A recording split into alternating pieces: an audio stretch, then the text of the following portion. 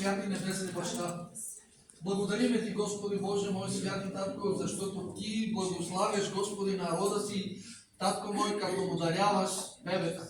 Ти сам казваш, Господи, в Твоето Слово, Господи Боже мой, казваш в псалмите. И ето, жената ще бъде като лозица, която дава плодът си на времето. Ето, Господи Боже мой, моята сестра има бебе и аз благославям това бебе в името на Отца, Сина и Святия Дух. Помазвам го, Господи Боже мой, и те моля, Господи, Ти да се грижиш за това дете през всичките дни на живота му, Господи. Той се е родил, Господи Боже мой, по Твоята воля, Татко мой, е дошъл това дете, Господи Боже мой, на този свят. И аз те моля през всичките дни на живота му Ти да се грижиш за него, Господи. Да се грижиш за храната му, за облеклото му, да го пазиш от всякакво зло. Кръвта Ти, Господи Боже мой, да бъде върху него, за да го защитаваш от всякакво зло, Татко мой. И нека това дете да расте и от малко да Те познава, Господи Боже мой, като Бог и Спасител. Когато ние се молим за него, Господи Боже мой, ние го благославяме в името на Отца, Сина и Святия Дух. И извикваме, Господи Боже мой, Твоята протекция върху него през всичките дни и години на живота му. Като Те моля, Господи Боже мой, за семейството, за майката и за бащата, Господи, да ги благословиш и те, Господи Боже мой, да Те познават повече и повече, за да може да учат и бебето си, Господи Боже мой, това дете, което ще израсне за слава Твоя, Господи Боже мой, святи Татко, Господи, да го научат във Твоя път. Благославяме, Господи, семейството, благославяме и малкото, за винаги, Господи Боже мой, Ти да бъдеш неговата защита, Господи, през целия му живот. В името на Исус. Амин. Бог да ви благослови. Няма по-голяма радост от това човек да има дете. Това, което Бог ви е благословил, вие трябва да го пазите. Какво значи да го пазите? Не да го пазите само да не падне, не само да го вличате правилно, но вие трябва да познавате отблизо Бог. Ако вие не познавате Бог, вие няма да учите детето си.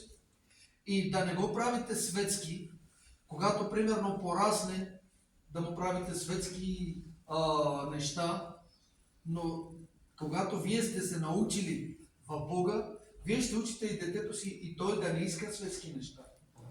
Защото вижте, ако ви попитам сега, вие обичате ли детето си? Обичате го.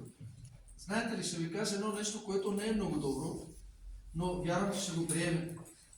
Ако вие обичате детето си, аз искам да ви кажа, че Бог обича детето ви повече от вас. Бог го обича повече от вас. И Той иска един ден да бъде спасено. Амин. Но ако вие не сте спасени, ако вие не научите детето си и той да бъде спасен, един ден това, което сме направили, ще бъде направено.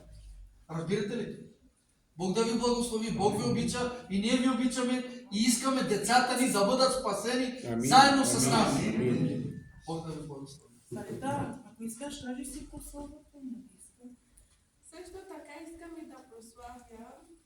Когато се роди той, изписаха ни от родилното и не след дълго време разбрахме, че с първония изпратиха ни в София в болницата. Там разбрахме, че дишането му е по-тежко. Белият дроб му беше засегнат от пневмонията. Излекувал се белият дроб, кашлицата, пневмонията. После разбрахме, че има тесна артерия в сърцето, но също и широка. И казаха, нали, трябва да мине през операции, че не бива да се прибира с това сърце вкъщи. И аз казах, нали, Боже, аз не приемам, не вярвам в това. Той ще се прибере жив и здрав вкъщи.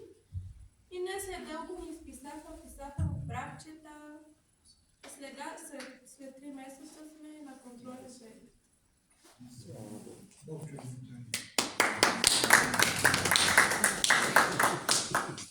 Църкво, нека се молим с общата молитва Отче наш. Отче наш, Ти, който си на небесата, да се святи Твоето име, да дойде царството Твое, да бъде волята Твоя, както на небето, така и на земята нашата насъщни. Дай ни го нам днес и прости дълговете наши, както и ние прощаваме на нашите длъжници. И не въвеждаш в изкушение, а избави нас от лукавия, защото е царството во веки. Амин. Божјо мили благодат.